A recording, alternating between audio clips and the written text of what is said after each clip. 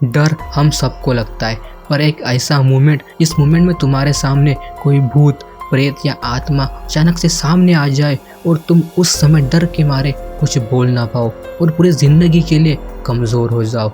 ऐसा ही एक खौफनाक मोमेंट राहुल के साथ हुआ था और वो दिन आज भी राहुल कभी भुला नहीं पाया और वो अपनी ज़िंदगी में कभी भी उस मोमेंट को याद नहीं करना चाहता। पर आखिर उस समय राहुल के साथ हुआ क्या था, उस दिन राहुल के साथ हुआ क्या था, वो हम इस वीडियो में जानेंगे।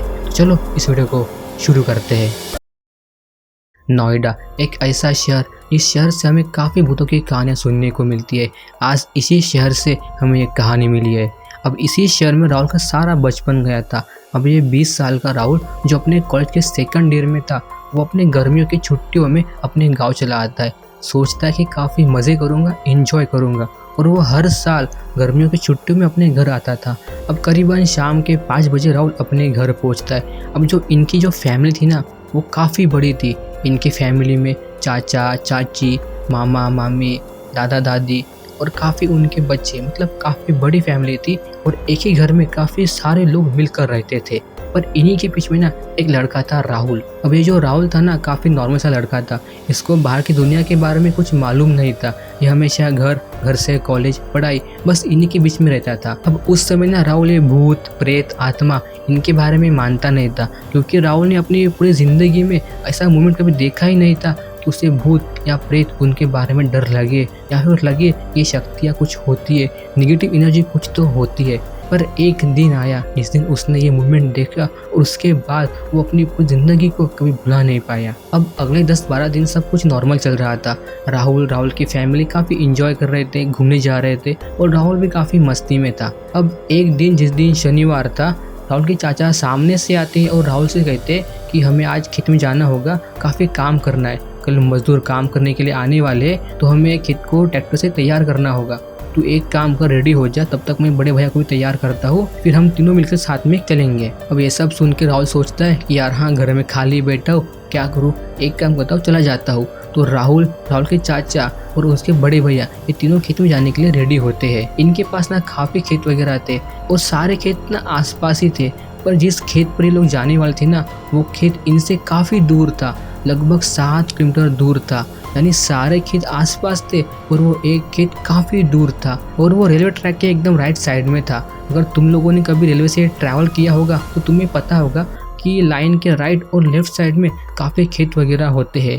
पर वो जो खेत था ना जिसमें ये लोग जाने वाले थे, उस खेत के बारे में काफ़ी कहानियाँ, मतलब उस एरिया के बारे में काफ़ी कहानियाँ वहाँ पे फैली हुई थी। अब गांव वाले हमेशा कहा करते थे कि रात के समय उस एरिया के आसपास कभी जाना मत, उस रेलवे ट्रैक के आसपास कभी भी मत जाना। काफ़ी गंदा सा एरिया था वो और काफ़ी गंदी नेगेटिविटी वहाँ पे ज़्यादा फैली हुई थी। पर जो ये 3 लोग थे, ये तो मानने वालों में से थे ही नहीं। ये लोग तो भूत प्रेत पे मानते ही नहीं थे। इनका सिंपल सा था, काम करना है, काम करने आए, काम करके चले जाएंगे। अब ये लोग 2 बजे घर से ट्रैक्टर लेकर निकलते खेत पर जाने के लिए और करीबन दोपहर के 3 या 4 बजे वहाँ पे जाकर पहुँच जाते हैं और अपना काम शुरू करते।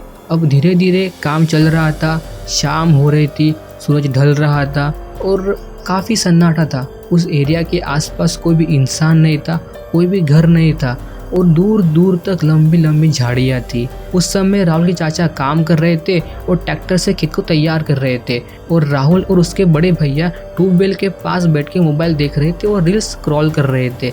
इनके पास कोई काम नहीं था, ये मोबाइल देखने लग गए थे। तभी अचानक कुछ टाइम बाद राहुल के चाचा आते और राहुल से कहते, डीजल ख़त्म हो गया है, घर से लाना पड़ेगा, तू एक काम कर, तू ट्रैक्टर को संभाल, मैं और भैया घर जाते और डीजल लेकर आते हैं, ठीक है। राहुल हाँ बोल देता है, क्योंकि राहुल इससे पहले भी ये काम कर चुका था, इसके लिए ट्रैक्टर से काम करना नॉर्मल था, इसलिए उसने हाँ बोल दिया। पर उसे ये नहीं पता था कि इसके बाद उसके साथ कुछ तो होने वाला है। अब धीरे धीरे राहुल ने काम करना शुरू किया। काफ़ी अंधेरा हो चुका था, लगभग रात के 6 या 7 बज चुके थे और उस समय काफ़ी डर का माहौल था, क्योंकि पूरा एरिया ना नेगेटिव सा था और पूरा अंधेरा सा था। बस कुछ लाइट वगैरह थी जो खेत में थी। अब उस समय राहुल अपने ट्रैक्टर से काम कर रहा था, ट्रैक्टर के पीछे लगा हुआ लोहा मिट्टी को साफ कर रहा था। अब उसकी ना एक हैबिट थी बार बार पीछे देखने की, जो ये काम कर रहा है उसकी जो लाइन है ट्रैक्टर की वो सही चल रही है या नहीं चल रही।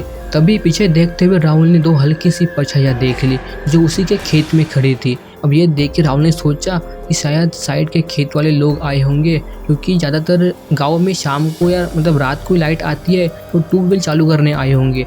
अब ये सोच के राहुल ने उस बात को इग्नोर किया।